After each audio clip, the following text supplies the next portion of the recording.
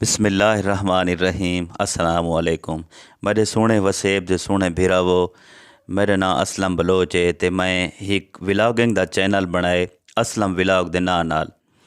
उम्मीद करेंदा ये तुसां दोस्तें को पसंद आसी ते छोटी जी काविश तो को पसंद आवे तो वीडियो को लाइक करो ते चैनल को सब्सक्राइब भी कर गिनो। अच्छा जी, हुण ई टाइम जुलदे पे हैं बाज़ार अज दीवार आदत दा बाज़ार कोई सौदा सल्ला भी गिनते हैं ते कोई सब्ज़ी बुती भी गिनते हैं ते दिला दा खड़े जो वड्डा गोश्त खाऊं ते जुलदे पे हैं कसाई कोलो गोश्त गिनते हैं। गोश्त गिनण दे नाल इरादा ये बनाई खड़े हैं या भुना गोश्त खासूं या इंदे बने सूं बिरयानी या पुलाह।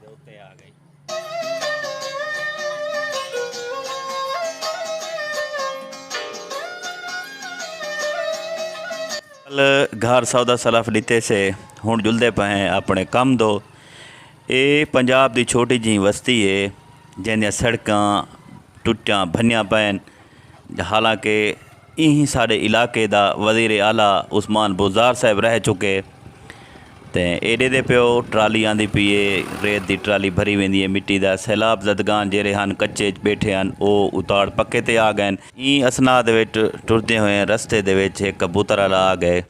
इंदे नाल दुआ सलाम कीती से खैरियत है, ठीक हो, सेहत तबीयत ठीक है, लगे पे शुगल मिले को ठीक है, ठीक है, जिंदाबाद जिंदाबाद।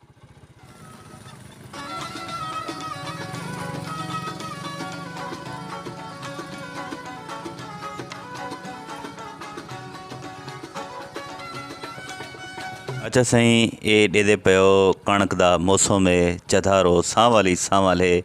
इन्हां लोकां दा ज़्यादातर इन्हां सार काश्तकारी ते होंदे। अगो तो को एक प्योर देहाती घर दिखेंदा।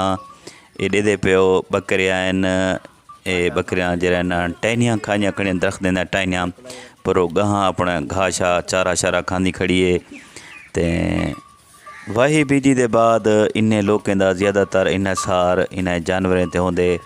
व्यापार छपार करन नाल खीर वेचण। ये मैं वीडियो बनेदा पिया मी ते बाल कुरान पढ़न वेंदे पैन ते मैं को देख किने खड़ गए ते केरी वीडियो बनेदा पे सारे अपने बोचन छोटन बना के मैं को देख के खिलन पै गए।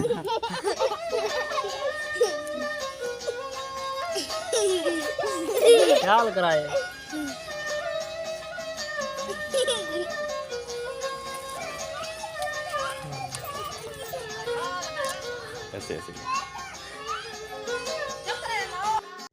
ते वेंदे वगदे सही अगो एक चौक ते ब्रेक लगी है ते दिला दा पिया जो कोई थोड़ी कशे खा गिनो। ई असना दे विच गंढेरी लेके मैं ताज़ा ताज़ा गंढेरियां बना।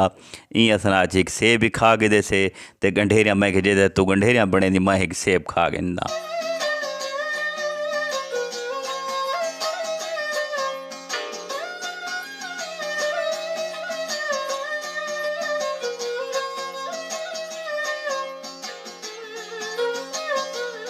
हालिया सैलाब की वजह कने नहरी निज़ाम तबाह थी गए जैसी वजह कने लोग टूले नाल अपने कणकी को पानी देने पैन। ये छोटी जी वीडियो बनाई मैं उम्मीद करें तो को बहु पसंद आसी ते तुसा दोस्त भिरावें कने एक रिक्वेस्ट है ई अगर तो को मेरी वीडियो पसंद आई है तो एक लाइक करो शेयर करो नाल असलम व्लॉग्स दे नाल मेरा चैनल बनया पे यूट्यूब दे उत्ते को सब्सक्राइब भी करे। सो अल्लाह पाक तो को सारे को अपनी हिफ्ज़ अमान च रखे। अल्लाह पाक तो को खुश रखे। अगर मेरी काविश तो को पसंद आई है तो मेहरबानी करे सो लाइक करे। सो अल्लाह दी अमान सही अल्लाह निगहबान।